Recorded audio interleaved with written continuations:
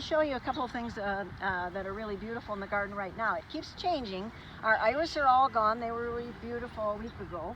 But this is a Husker red plant. In fact, I never can always remember the names of everything. But it blooms now, and then when it's finished, then it's done. Because most of the plants in here are perennials, which bloom and then they're gone. And so we just have lots of plants that keep changing. And that's why this is a garden you can come to and see different things all the time. This is a beautiful baptisia up here, and it's called Brownie Points. It's called what? Brownie Points.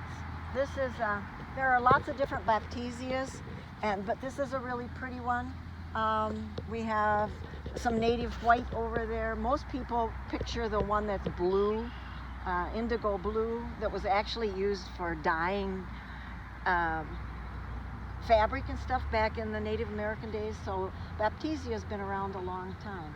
Maybe we'll just kind of cut across here a little bit. Oh, well, I try to put in flowering cabbage, ornamental cabbage, because that just looks pretty. And so we have some of that. And then we have beautiful annuals, like there's daisy type mums. And I was going to make my way over to, oh, a poppy.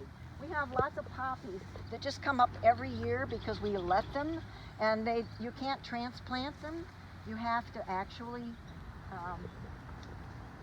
let them grow from seed.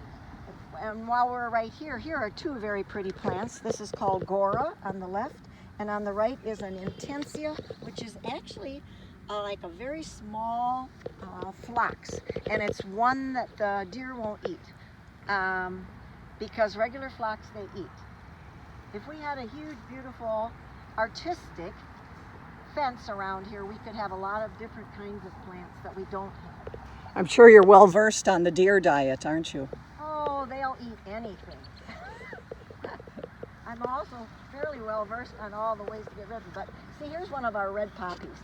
And this is really beautiful, but it just grows from seed. And we have a lot of them in the middle section where our big dragonfly lives.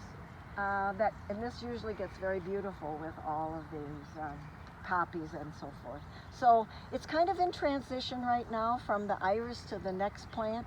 The daylilies are a little behind, but we have over 100 different types of daylilies.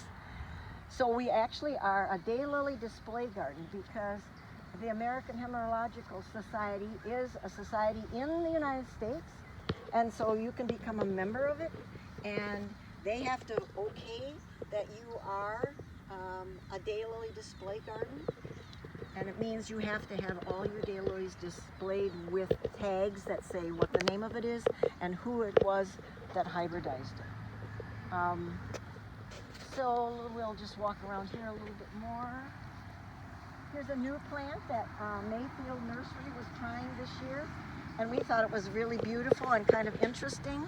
And when I looked it up on the internet, it's called Little Redhead, and it's actually, they call it Indian pink.